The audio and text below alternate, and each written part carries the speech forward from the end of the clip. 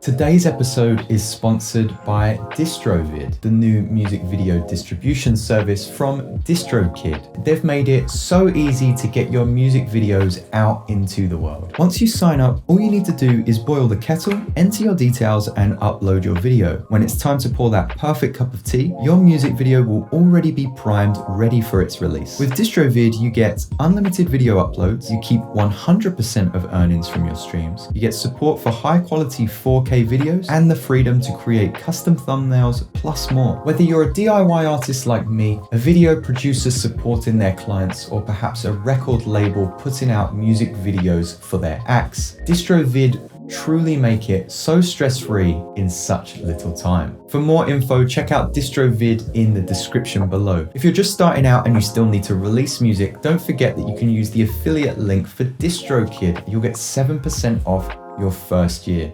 For now, let's jump into the episode.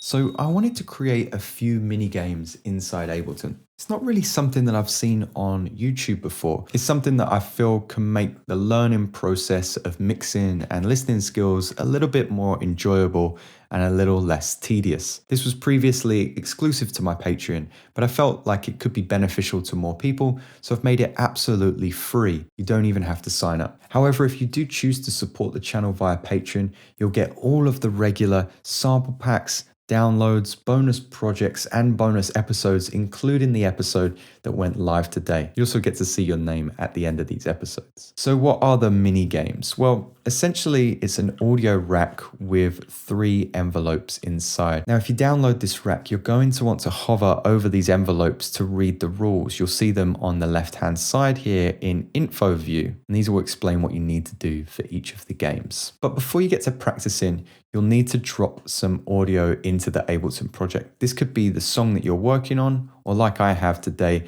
just a sample from Splice.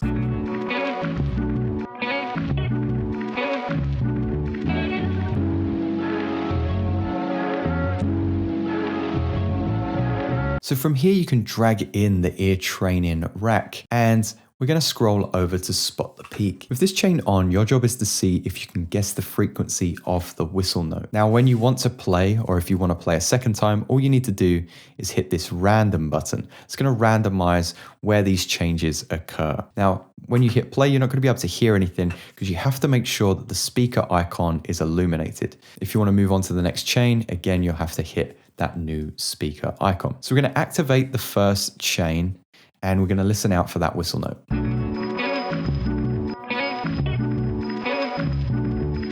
So it's pretty high. You've got 2 options here. The harder way to do this and to really test yourself is to do it without an EQ. I consider using the EQ easy mode, but we're going to do that for this first attempt. So to play on easy mode, what you're going to do is open up an EQ and just sweep the frequency until hopefully you hear a matching whistle note. If you bring the gain down in the opposite direction, you'll invert that whistle note and hopefully delete it from the mix. And that will kind of signify that you're in the right place. So let's give it a go.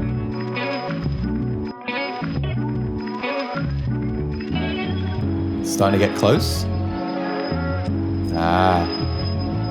So I think it's around there somewhere. If we invert the gain, we should be able to delete that whistle note as well. Ooh.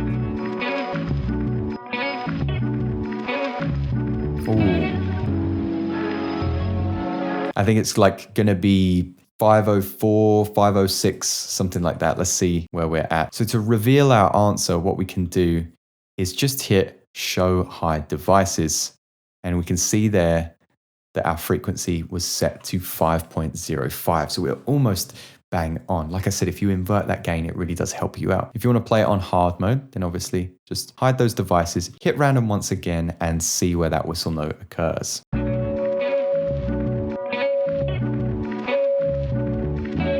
I'm going to guess that that's in the 500 range.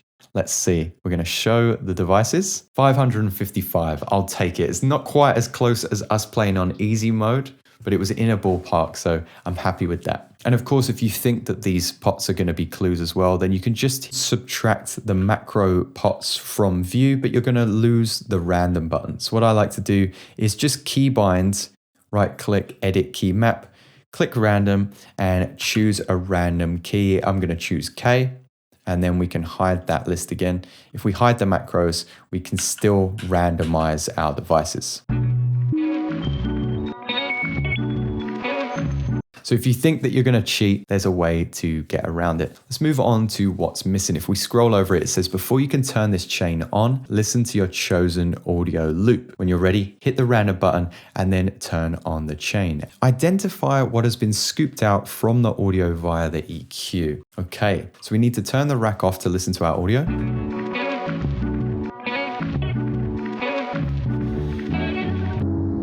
And now we'll listen to it scooped.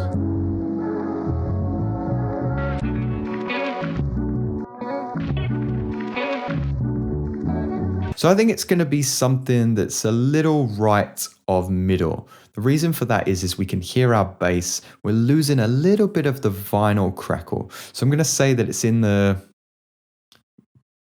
2000 to 3000 kilohertz region. Let's turn our rack on and show devices. So here we can see that it's 2.88 kilohertz. Again, I'm super happy with that. So that was our what's missing game mode. Again, if you want to play once again, just hit random and it'll randomize that scooped frequency. But we're going to move on to the final game, which is give and take. In this mode, something has been boosted and something has been reduced. Use an EQ with one additive bell curve and one subtractive bell curve to see how closely you can reset what has been changed. This one is tough. So we're going to get an EQ and we're going to set 2 bell curves. Hit random and listen to our track and see what has been reduced and what has been added.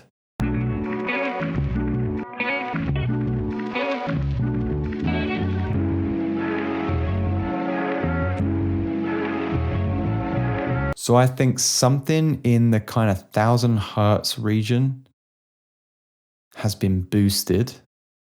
So I'm going to reduce it here because you want to do the inverse. You want to do the opposite. And then with this one,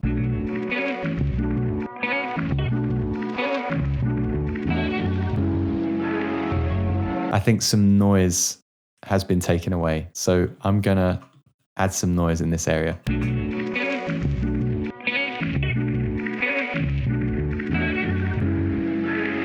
Is it close? Maybe it's close like this, so we're not hearing too much of a difference. Let's see. I don't know how good I feel about this, so we're going to show devices. So for my example, I was actually 1000 kilohertz away from the boost, and I was almost 2 kilohertz away from something that was being reduced. So I need to work a little bit in this area, but this is an ultra hard. So these game modes kind of get a little bit more difficult as you go down the list. I do think that this is really fun, and I do think it's a great way to test your listening skills. So I hope you get some enjoyment out of it. And if you want to see things like this in the future, just let me know in the comments below, and especially let me know if it was helpful to you or how I might help you in the future. Guys, it's been an absolute pleasure. Next week, I'll be breaking down the sounds of an artist that you've been asking for. But as always, thank you so much for stopping by, and I'll see you next time.